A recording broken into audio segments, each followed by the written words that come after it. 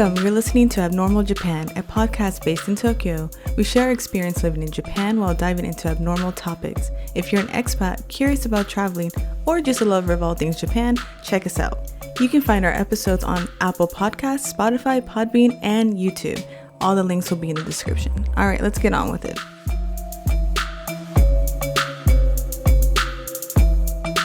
Hey everyone, I'm your host Bree. Hope y'all are enjoying season 2 so far.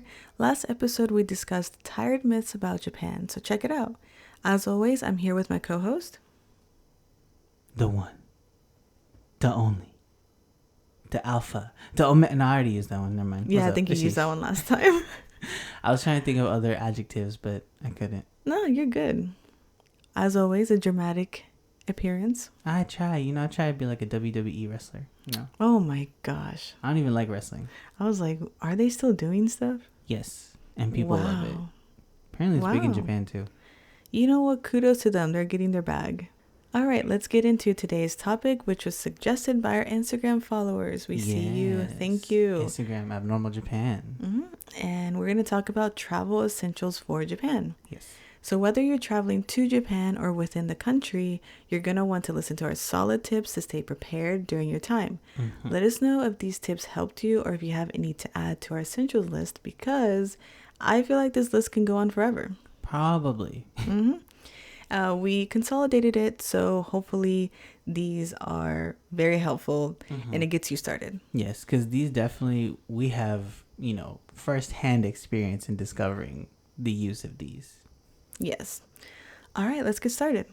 Numero uno. The first one I would say is how to stay clean and hygienic while you're traveling within Japan. Mm-hmm.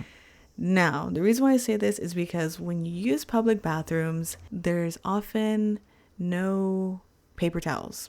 Mm-hmm. Okay, and sometimes there's hand dryers. I don't know, just it's usually culture here to bring your own personal hand towel. Right. Mm-hmm. Like a handkerchief kind of, like the small size. Yeah, if you go to like a discount shop, you can just get a ton of little hand towels and just bring it with you when you're out and about. It kind of sucks because, I don't know, I just feel like that also becomes not as hygienic over time. Yeah, and also like if you wash your hands from the restroom and you got like, restroom water in the towel, you put it in your pocket, now your pants got restroom water. Oh my gosh. It's not cool. It is what it is. But another suggestion is just bringing sanitizer or having antibacterial wipes. Yes, those come in clutch, because that way you don't use the towel that you use to wipe your hands from the restroom toilet water if you want to wipe your face or anything like that. Just get some hand sanitizer. Oh yeah, wipes. Don't mix. I know some people mix, like they'll wipe their face with their same like restroom towel. That's kind of weird. But like I said, when you come to public restrooms here, there's usually no paper towels, and there's also sometimes no soap. I don't know how that works here. I don't know why. And if there is soap, it's usually really watery and low quality. I don't really think I'm being like cleaned up that way. There's no suds. Well, I don't know if suds are like really important. I just think it's so watery. It's like, what is it doing? So I just bring antibacterial wipes, and I bring like a separate little baggie to throw those away, because there's also no trash cans. Not even in restrooms sometimes. Yeah, no, that's what I was talking about. In restrooms, like sometimes in the States, there's like a trash can to throw away. Right. Whatever you have to throw away. I do think lessening on paper towels is a great thing, because I don't know, we don't need to cut down more trees just for drying our hands. So I'm not too mad about the hand towel, but I do think there needs to be better soap. Yes, 100%. And I think hand drying is like, I don't know how I feel about hand drying. Like, it just blows air on your hand, but it's definitely better than the paper towel thing. All right, so next up, I would say these are some pretty good applications for your phone or electronic devices in general. The apps we're about to mention, we're not sponsored by these companies. We're just sharing what apps come in clutch for basic traveling. So first off, I like to start off with a map app, so like Google Maps. There's several different types, but I have decided that this one is the best for me. It has updated over time. So at first it was pretty basic. Like you just got your, train times, whatever. But now they've upgraded it to telling you your platform, number and let's see, like what cart is less busy at certain Right. times. Or for transits, like it'd be a, hey, try to get on this cart. So it has upgraded really well. I think they're like preparing for the Olympics and stuff. I would use that because if you're visiting here and you like, oh, I want to go to this side of the city, I need to take this train, it tells you different options. So whether you can walk or take a subway or take a bus or a train. Yeah, it's not perfect, but it's really good. Yeah, it's really good. You can choose the time you want to like depart. It comes in clutch. Other ones I've heard that are good is an app called Transit Maps.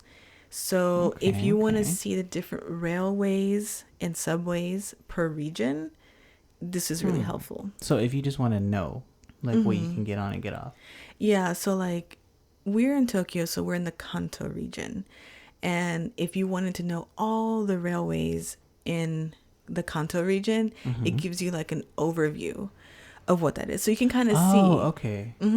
Yeah, you can see which ones are available in your area. And it's really helpful because if you're visiting and you want to go to different prefectures and different regions, you can just download that version. Interesting. I like that because a lot of times the Google Maps is just the city maps of the area unless you're looking for specifically like, oh, I need directions. But I feel like this will just give you like, go here and you'll find a bus, or go here and you'll find a train or something. Well, I don't know if it's really good for directions. I think it's just like a map to see the railways. No, I know. That's what I'm saying. Like, it can tell you where those are. Yeah, for sure. Because there's so many different railway companies. So like you can kind of see, oh, this is like this company, whatever. And it's all color coded, which is really helpful. And even buses too, because, you know, sometimes the bus stops don't show up on Google Maps.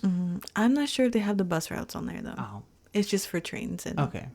Well, still, that's really useful. Yeah, because I think with buses, they may change more often. I don't think they're as permanent, you know?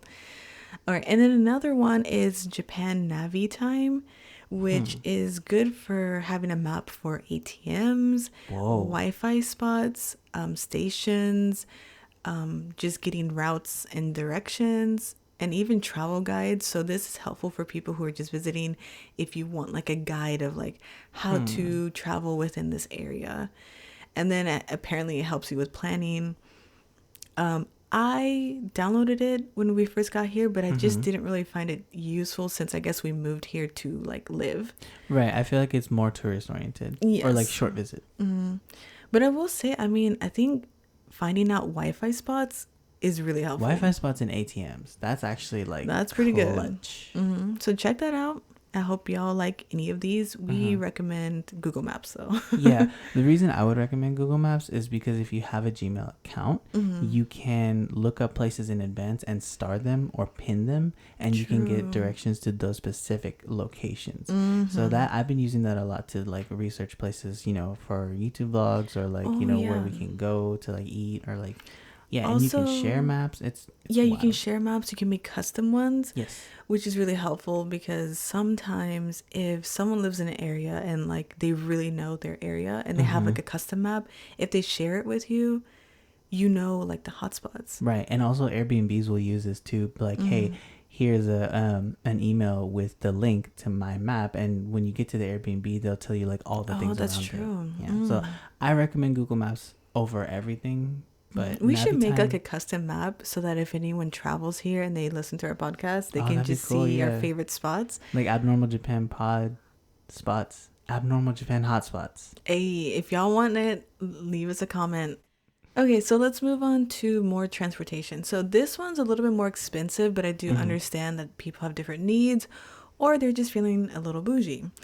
So I would say download Japan Taxi and Uber. So car transportation that you pay for is a lot more expensive than said in the States. Right. So be prepared. Okay, so would you say Japan Taxi is more so like for not tourists necessarily, but it's like if you need a taxi and you can kind of navigate the Japanese translation into English. Kind of. Well, it has an English setting, but I think what's different, like it's like a taxi, like a Uber taxi. So it's not Uber. It's not just like random people. It's like the taxi companies. So you would have to know or at least research which companies are more affordable. you Oh, okay. So know. there's. Oh, I see what you're saying. I see. Yeah, It's so like more general. it's like for Japanese taxis versus just like random Gotcha. Uber cars. Yeah. I kind of like it just because their vehicles, their doors open automatically, and the trunk opens automatically. So it's really helpful if you have a ton of luggage, and they're very accommodating. Like you feel very like taken care of and Right. It's like respected. service oriented. But I have heard that they can be a little sneaky. Like if they know that you're new, they'll charge you more. I mean yeah, that happens So whenever. yeah, so I don't know. Like I said, it's very expensive already. So if they're doing that, Uber is still very expensive. It is. It's very new to Japan as well, so I feel like there's not a lot of infrastructure. Kind of like when we talked about with Yeah. Uber Eats. I think Uber in the 23 wards of Tokyo has more things, but like it is harder to get. Yeah, I noticed Uber here is a little bit more fancy. Like even like the basic Yeah, fares, yeah, yeah. it kind of still seems like taxi. Right, or Uber Black. Yeah, that's what I was saying. Like even the lower fares seem very like, oh, okay, feels like I'm going to a taxi. But both I'd recommend if you need it. Yes. All right. So another one I would say is Google Translate. Honestly, this should have been the first one, because I use that a lot still. Same. No shame. It's useful. Yeah, so it helps with translating voice, handwriting, so you can like actually physically write characters and it'll translate to your language of choice. You can face the camera towards like signs or reading material or like simple documents, and it'll translate it to your language. Yeah, it's very useful if there's like kanji or like things that you can't read just yet, or if you just need translating something real quick. Like it's super useful. It's not perfect though, so I wouldn't do it for like government documents or stuff. Like I definitely have that double checked with a native reader. It is a good reference point though. Yeah, but like if you're out shopping and you're like, oh, I wonder what this like dressing says, or I wonder what type of food this is, you can just face the camera. You can either take a picture and like scan it, or it'll like automatically translate it, which is helpful. And if it's not super stylized, like it'll get it, but if it is, you might have to like type it in with your finger or something. True. Another translation app I wanted to mention is Illy, I believe it's called. It looks like an iPod Shuffle, you know, like the little white Pez looking thing. But that has been very popular, especially on the internet and amongst travelers. It's not 100%, but it does English to Japanese. It's like for conversation. Yeah, it's more so like you can use it to like talk to people versus like if you have like zero Japanese ability. So that's I useful. wonder, is it pricey though? I don't know. I believe it's a rental service. Oh, I don't know if you can buy them. Don't quote me on that, but I have heard of people using it as a rental. I think I've seen it like the last time we went to an airport. They had like the rental service of it. Right. And it started, it's a startup like from Japan. So Google Translate is like a major company thing, but I know Illy is started by like a dude. Okay. That's another option I want to highlight. Cool. Yeah, so definitely any translate apps that you have, use them, or just have them ready on your phone so that, you know, not everyone's perfect. So just have it on you. You can download language packs too to save some time. And as our language is getting better, sometimes we still don't know like a certain word. So if we're about to ask someone something, we'll search up that word in Google Translate and then be like, oh, okay, so that's what I'll say. So and try to use it. Exactly. All right. So another application I would say is Meetup. So once you're here and you settle and you want to meet up with people and have fun in groups versus just like traveling alone, unless you're into that, Meetup is very helpful because there's so many groups all over Japan. Yeah, and they're very active. Like I still constantly get emails from Meetup. Yeah, and so you can just kind of join something. Most of them are low pressure. So just kind of have fun and you can choose your interest. Yeah, and they're very affordable too. Like sometimes in Japan when you go to meetups, you have to like pay for an event thing or like it's at a bar or something, so it's cover charge. But I think Meetup people, they do a really good job of making it affordable for people to come out. True. And especially if there's like events or holidays and you don't want to just go by yourself, but you want to celebrate something together and meet new people, like it's really helpful. Yes, meetups. And I think a less like official way is like Facebook groups, but I think I prefer meetups because it's more random people, you know? Yeah, I think Facebook groups are like once you get to know them. Yeah, for sure, for sure. All right, and then as well, Airbnb and Hostel World. Now, I do know that Airbnb isn't as popular in Japan anymore after like their whole flush, because a lot of people were doing it like illegally here. Yeah, I think they changed the residential laws, something like Yeah, that. They did something. like a lot of apartments are like, hey, you can't use your apartment for Airbnb because people were like buying out I like mean, rows of apartments for it. okay, yeah. No, see, you messed it up. So, but I will say because it's flushed out, the people who are on there, they're doing it legally, and it's still pretty nice. I don't know, I'd try it. And then Hostel World is good for those who, like I said, want to be in more group situations. And it's also very cheap. Yes, I do believe there's some overlap too, because I remember we were looking into Airbnbs in a beach like region, and there were a couple of hostels on there advertising on Airbnb like, hey, we have these rooms, we have this facility, but it's also like there's some overlap sometimes. Cool. Yeah. I think those are helpful. Of course, these apply for all over the world for the most part, but those are still pretty useful in Japan. Yes. Now, this is something I know, like, it could be really cool to be in Japan, but you still have to be safe.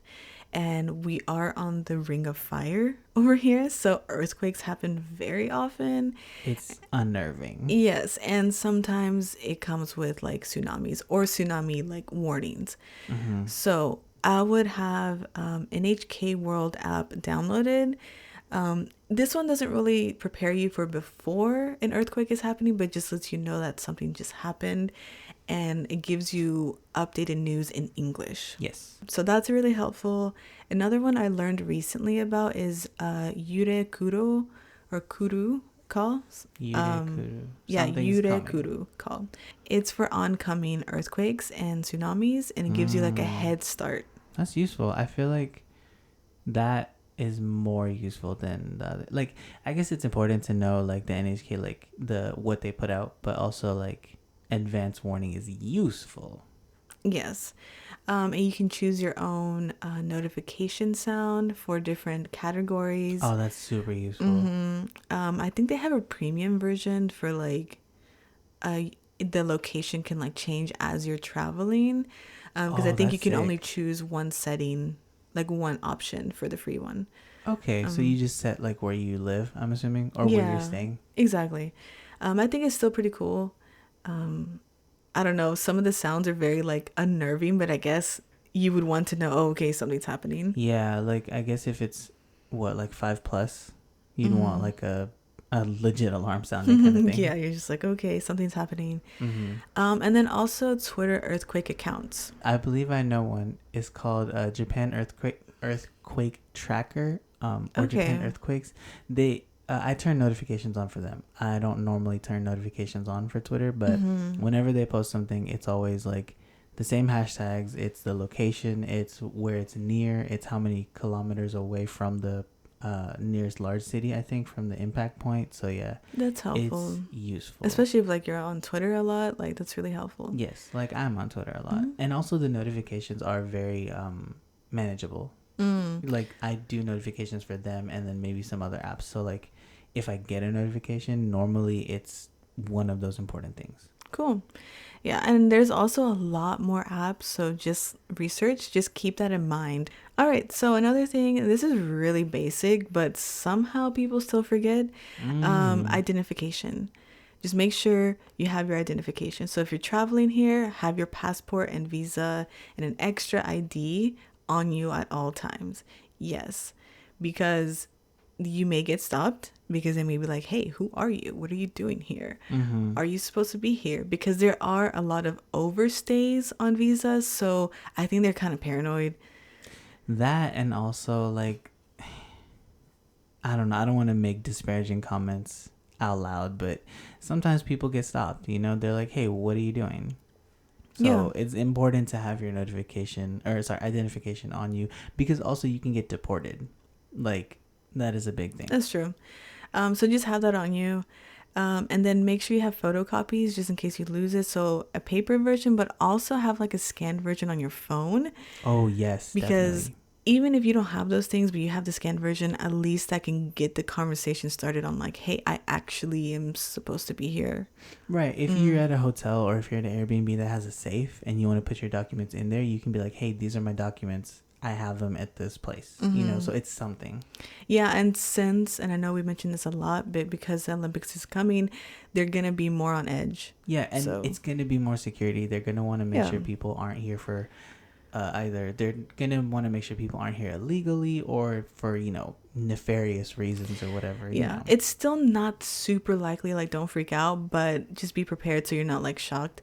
And then of course, if you're a resident, you already know, have your resident card on you. Always. It's kind of weird because like Japanese citizens don't have to carry any identification. Nope. But if you're a foreign resident, you have to have like your alien card. It's legit called that. Yeah. And police can ask you for it anytime, and you're obligated to give it to them. Some people say you don't have to, you can fight for it, but what I see in regards to the law and the rules, you have to show them. You can go against it if you feel like your safety is at risk, you can go against it.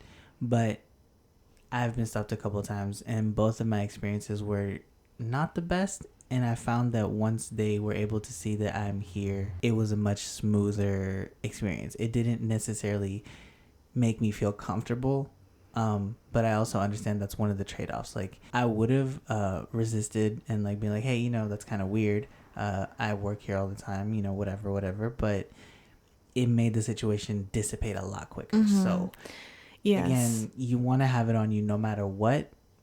It's your call if you want to fight it. So cash, you must have cash on you. Exchange your money before you come here. Sometimes I heard that like if you exchange your US dollars here, it's like better because like they need more US dollars or like they see it as more valuable. I don't know. It's a weird exchange. So just look up whether it's better to exchange it before you come or when you arrive. Make sure you have cash on you here instead of on like a card. Because there are ATM fees and whatever, and most places still only take cash. Yeah, and also if you try to withdraw from your bank and you haven't told your bank that you're traveling, they'd be like, we saw your card get used in Tokyo. We blocked your card.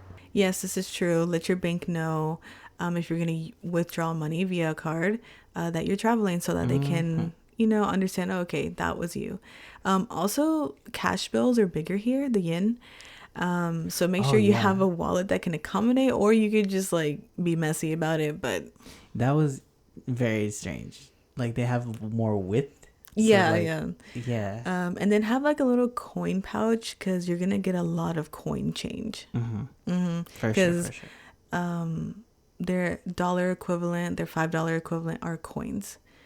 And then if you are going to have a credit card, try to get a Traveler International one so that you can avoid transaction fees. And then, or a debit card. And you should be able to withdraw. I think you have to withdraw like 10,000 yen at once. Right. Which is roughly $100. Yeah, roughly. And then if you want to send money back, you can use TransferWise. If you have like, this is more for residents. If you have like a Japanese bank card, you can use TransferWise. Yeah, so you do a bank transfer to TransferWise and then they send it over to your whatever country bank account. And it's a low fee and it's like really quick. It's very low fee. And I want to say like it's under $5 to transfer. So that's not bad. You just tack on $5 to your thing and you're good to go. Yeah.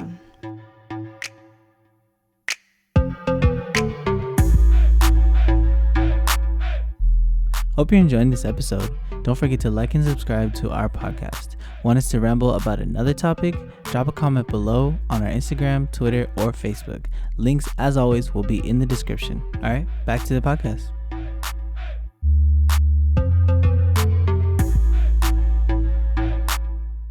Also, you're going to walk a lot here. Oh my God, talk about it. You're going to, no matter where you are. Unless you know someone with a car or you plan on paying for a car everywhere you go. Right. So just bring easy to walk in shoes. Regardless of style, I know some people can walk in like shoes that are uncomfortable for others, just make sure you can conquer kilometers in them. Yes, conquer them. Yeah. And then if you don't want to compromise on style at all, despite how uncomfortable it's going to be and despite all the, things that will happen to your feet, just make frequent stops instead of like trying to go the long distance. Yeah. And it's very easy to do. There's cafes, what's it called? Drugstores, malls. You'll find AC. So yeah, just window shop, take some breaks, take some public transportation. I know usually people freak out about taking buses, but trust me, buses here are nice. Yeah, sometimes you can avoid the train by just taking the bus, or you can get a bus to the station and avoid the heat. Yes, or the cold if it's really like winter. Yeah, if it's like dead winter, yeah, take a bus. Don't do that to your bones. Don't. Yeah, I'm not saying like get like lame-o shoes, but just be comfortable. Are lame-o shoes comfortable? I don't know. I guess lame-o shoes are like just really bad styled, but like they're meant just for walking. Oh, like the shape ups? Yeah, the shape ups and stuff like that. Like, I don't know. You don't have to go that far. Just know you're going to walk. Make sure you're not wearing things that hurt your feet. Mm-hmm. Like, I know I have knee and like lower back issues, so I wear flat feet or flat shoes or whatever. You wear flat feet? I wear my flat feet proudly. That's what it is. Yeah. Okay. Another thing is you're going to need Wi-Fi and data, one or the other, whichever. I know a lot of travelers here use pocket Wi-Fis. You can rent them at the airport, or you can get them at a shop like an electronics store. You can get like a data SIM. I know some people get them at Combinis. I'm not too well versed in that. But what we would suggest is mobile, like MOBAL. Yes. Data SIMs, they have like short-term ones and long-term ones. So they're great for visitors and long stayers, I guess. Yeah. If you are going to stay for long term, for sure recommend mobile. Mobile short term, I don't have much experience with. I know when we first got here, there was some at Big Camera or Yodobashi and some at the airport too. Yeah, but I would say those are more expensive. They are more expensive, but they offer certain key features. Like if you use Line or Facebook, Instagram or Twitter, I believe for certain social medias, they don't charge your data amount. Oh, true. So there's real key benefits if you're short staying that I don't know if mobile offers. But long stay, 100% mobile is the way to go. True. For long-term people, they have teacher discounts. Yes. And regardless of how long you stay, it's no contract. So I think that really comes in clutch because Japan is notorious for having cell phone companies have long contracts, like 3 years. Yeah. It's awful. With garbage data. It, like I said, there's still some flaws with it, but it's overall a good balance of things.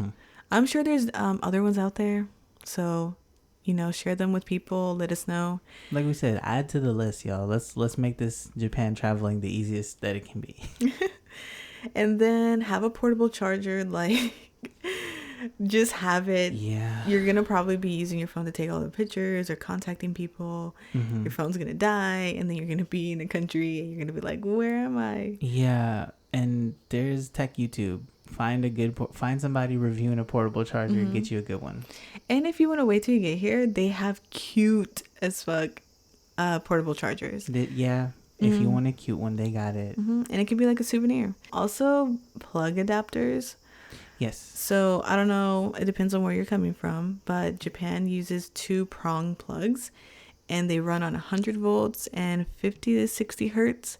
So, if you're anything outside of that, like if you use 3 prongs or something, bring an adapter so you can still use your appliances. Very few Japanese plugs that I've seen have the third bottom plug socket thing for the grounding plug, so you're gonna have to get a converter for a lot of things. Yes, especially if you're bringing stuff like I've seen on Amazon, like it's like one super universal plug for any country, so you can just like look into that. That's true, and they're usually pretty cheap. Like for all the different countries in the world, like $30 to $60. True. I mean, that's an investment. Well, I don't know how much they are, but I'll be on Amazon, even though I hate it. I know, it's so like controversial. I know, I can't help it. I'm just like, this is the biggest marketplace. You trying to tell me not to go? What if I don't even buy anything? I don't know. You just like window shopping. Literally open a window, go shopping. Yep, that's what it is. From the cool AC. Dang. All right, anyway, let's get out of Amazon controversy land. All right. So another thing is transportation passes. So we use IC cards here, which you can like fill up amount of money in it, and then you just like boop, you tap it, whether you're going onto a train or a bus or whatever. You can even pay for things at convenience stores with it. So popular ones that we see around here, I'm sure there's a bunch of them in Japan, but Suica and Pasmo. In the Kanto region, Suica and Pasmo are the two big ones. Yeah. And there is a Suica app on the Japanese app store. So it tells you like your balance, and you can kind of use that instead of having a physical card. Yeah. And then for those who are like visiting, I heard the Japan Rail Pass is really cool. We've never used it. But what I've heard is that you can buy it before you arrive, and apparently you get a lot better deal. And you can buy like 1 to 3 week ticket type. And pretty much it allows you to use the Shinkansen Unlimited, which is like the bullet train, and also the Tokyo JR lines and the Narita Express for the airport. And this is really helpful if you're going to be like long distance traveling when you're here. Yes, especially because I recently had to go into the Tokyo station for a work thing. And a lot of the JR lines and even the KO lines all go through Tokyo station. That's a huge hotspot if you want to go for like tourism or sightseeing. There's a lot of stuff there. But seeing the sheer amount of trains that stop through Tokyo station, like, it's wild. Like, I know Shinjuku is like the real big popular one or whatever. Yeah, that's true. If you really want to see like all the different train lines and all that stuff, Tokyo Station is where to go, and you can use that pass on every one of them. Well, it's mainly for JR lines. Right? No, I'm sorry, not everyone. Yeah. It's for Tokyo JR lines. Redact that statement, and the Shinkansen and all that. But let's say you just want to stick to one area, so you just want to stay in Osaka, or you just want to stay in Kyoto or Tokyo. You're not gonna really like be hopping around. I would just say get a day pass or regular tickets, but I still would say IC card comes in clutch. Yeah, you do have to pay, I think it's like 500 yen, so it's like $5, and then you have to I think put in some money onto it. I would just say that because you can reload it, and it's also a souvenir. Yeah, and you can get dope, cute, all kinds of adjectives, little stickers. Oh yeah, like IC card stickers. True. And those become souvenirs. Everything is a souvenir, basically. True. And then for the next one, I would say travel insurance. Now, we moved here, so it's different, but I do hear a lot of travelers using this. It's pretty much just to have them covered for medical emergencies or avoiding fees for missing baggage or canceled flights. So I'd say look up companies that are, good for you, but that's something to keep in mind. Yes. And I believe I saw this on Instagram. Somebody was talking about if your plane inconveniences you in any way, try to see if you can get travel credits. Yes, I heard this. So let's say your flight gets delayed. You can go up and be like, hey, this inconvenienced me, and like you can get travel credits, so that can apply for your next flight, or they can upgrade you right to see business. What they can do for you, basically, kind of thing. Yeah, like just speak up, because most of the time they get away with this stuff. Yeah, like they're just like, well, oops, my bad, y'all are gonna deal with it anyways. But if you say something, they don't want to look bad, so they'll give you travel credits or they'll upgrade your situation. So that's just to keep in mind when you're flying. Yeah, I think my brother did something like that when he had a delayed flight. He was like, y'all are fucking up, and they were like, oh no, we'll put you in first class. He was like, all right, cool. Yeah, and that's actually pretty nice. Yeah, I don't know where he was going, but I remember him telling me about that. I was like, oh, okay. Yeah. All right, another thing, because Japan is the land of 4 seasons. The land of 4 seasons. Yeah, have a weather app. You probably already have one on your phone. Yeah, usually they come with one built in. Yeah, but just use it, check it, and depending on the seasons that you're in, you'll want to know what to look out for. Now, we are gonna like briefly talk about the seasons in Japan. So let's talk about spring. Spring is can be rainy a little bit, Right. and I would say it's generally pleasant. Mm-hmm. So you don't have to worry too much about like having like super like warming clothes or rain jackets, but just it's kind of mild. Okay. Now, for people who live in different hemispheres or different time zones or whatever, what time is spring in Japan? Okay, that's March through May-ish. Okay, March through May-ish. And this is where it's got the flowers blossoming, the cherry blossoms, all that. Yeah, and the average temperature is like 17 Celsius Okay. or 63 degrees Fahrenheit. That's nice. That's real cool. That's real nice. And it's sunny. It's cool. All right, And then all right. summer, oof, it tends to be hot and humid. We in it now. Yeah, and that's like June to August. And it's about 27 Celsius, 81 Fahrenheit. Now, that's probably not hot for some of y'all. I know, like, we're from Texas. 81 is nice. It is quite nice. I think that needs to be upgraded because, you know... Well, no, this summer it's been a lot hotter. It's been hitting, like, the early 30s to, like, mids. It's definitely been higher 90s in Fahrenheit, for sure. And with that humidity, oof. Y'all, Japan is an island. I thought Houston was humid. It is. It's nice on my skin and my bones, and I like it. It's like a mellow humid, you know? Galveston, different story. We ride on the beach. Japan is an island. Ain't no escaping the ocean. It's everywhere. It's in the air. True. So, like, the humidity is oppressive. Yes. And then fall, which is one of my faves, which is like September through November. Oh my God, my birthday's in September. It's in the fall. I'm a fall baby. Anyway, keep going. Yep. It's generally pleasant, but September is like typhoon season, so it can be pretty rainy this month. It's just like me. I'm generally pleasant, but sometimes I can be a typhoon. Yeah. So the average temperature is like 20 Celsius or 68 degrees Fahrenheit. And then winter is just cold, y'all. It's just cold. It's just cold. It's very dry. Like all the humidity disappears and your skin just starts cracking. Yes, humidifiers are important in the season here because you can easily get sick or you just like wake up really groggy. I didn't think it would be that bad, but I was wrong. Yes, and first couple of winters were just. It snowed our first winter. Wait, it did. Oh my God, it did. I'm sorry, I'm losing my mind. Yeah, but I mean, if you're going to northern Japan, it's gonna snow regardless in winter, but not so much in Tokyo. So we were surprised. It was a shocker. And so this is like December through February, so about like 9 Celsius and like 48 degrees Fahrenheit. Honestly, I think it's actually lower than that. What? Yeah, this list needs to be updated. I don't know who got this. Not you, like in the notes or whatever. I'm saying like who made the list. They are inaccurate. It's average, so I don't know. But yeah, it could be pretty freezing. And of course, this is more so for our region. I think I said earlier for seasons in Japan. I meant seasons like in the Kanto region. Okay, yeah, that's fair. My bad. And also, clothing stores here will often carry seasonal clothing items. So if you do end up wanting to buy clothes, you know, it's good to buy what is it, like Japanese brands or whatever, like I think that's actually a little bit smarter way to travel unless you're like gung-ho on bringing your own stuff.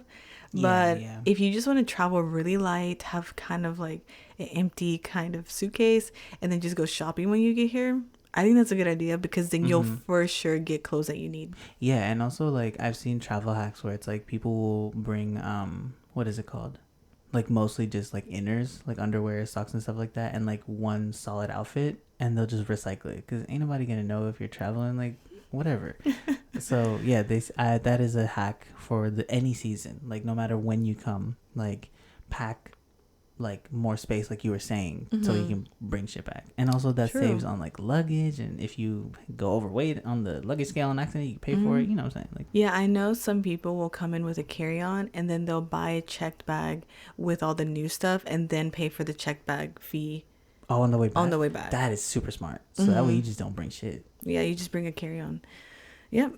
All right, so we're getting closer to the end. Let's talk about messaging apps. Because you're probably going to meet some new people. You're probably going to want to keep in contact with people back home. Make some friends. So if you meet people in Japan, Line app is super popular. Yes. Everyone's going to ask you, what's your line? What's your line? And you kind of scan your code. Just set one up. It's kind of like a cutesy WhatsApp. Yeah, basically. It's not owned by Facebook either, which is nice. But yeah. Yeah. It's just a messaging company. I think it's partially social media, I want to say. Kind of, yeah.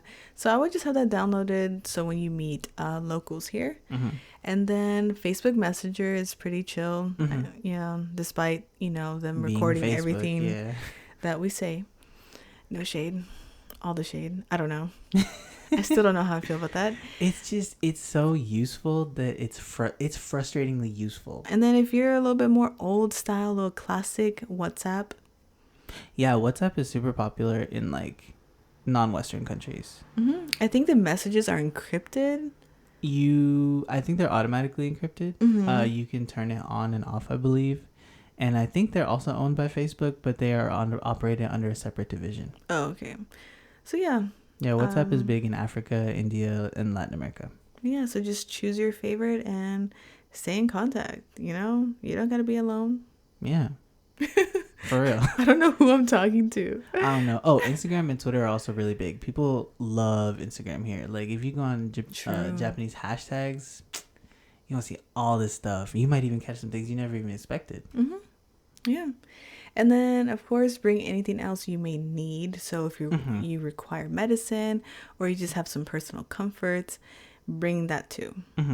Double check the legality of your medicine, but yeah, definitely bring it if you need it. True, because in the States or other countries, sometimes the dosage amount is the amount of it is illegal in Japan. Because usually, like it's 20 grams in the U.S., but you can't have 20 grams in Japan, something like that. Yeah. Okay. So just make sure that you can bring it over. Or I have heard, especially for, I think it's like Tylenol, maybe. Or no. For medicine for like mental health reasons. Oh no! Sometimes, sometimes you have to like get it approved. Because normally, paperwork or something like that. because normally it would get confiscated and you can get in trouble.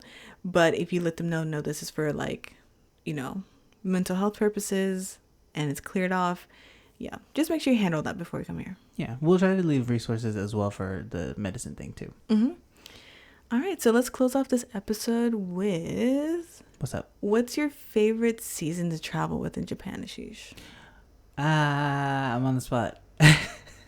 Okay. My favorite season to travel in Japan.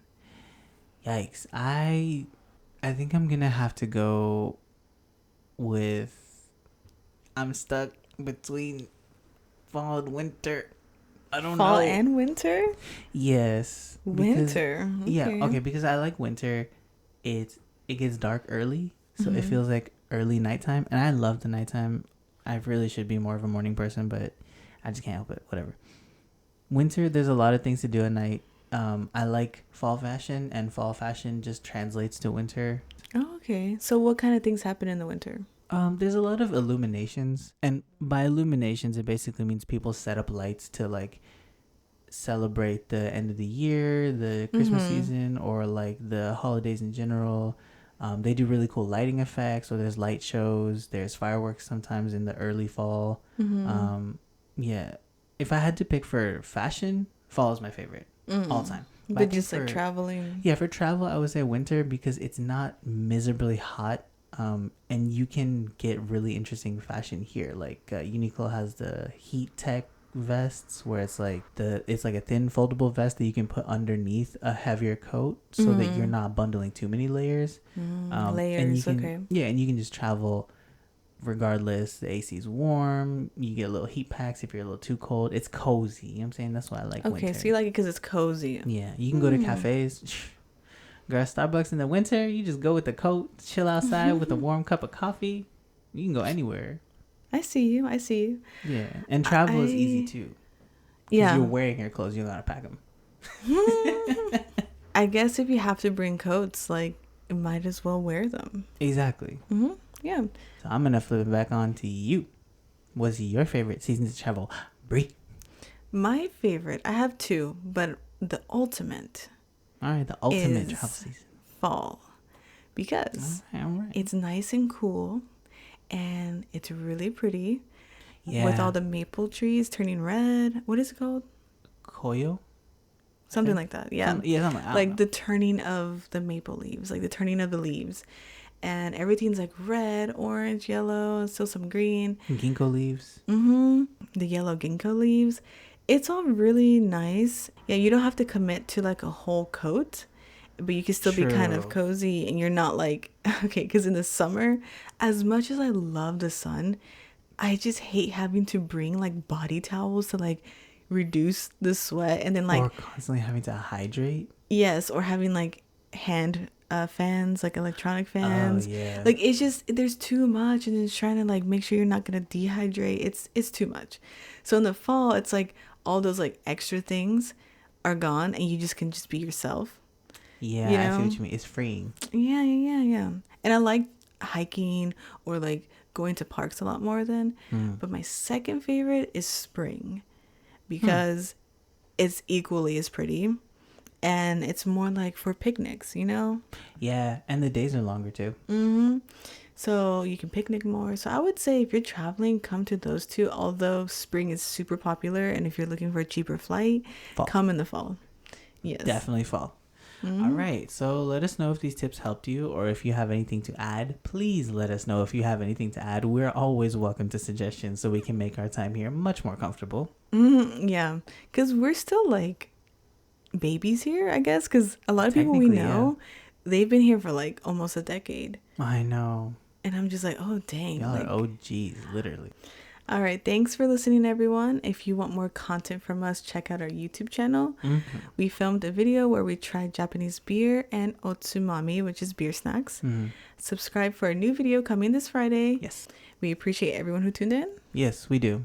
All right, bye everyone. Bye. Thanks for listening to the Abnormal Japan podcast. Stay tuned for future content by following us on Instagram, Twitter, and Facebook. Support us by leaving us a review, sharing us on your socials, or even joining the Abnormy community on Patreon. Until next time.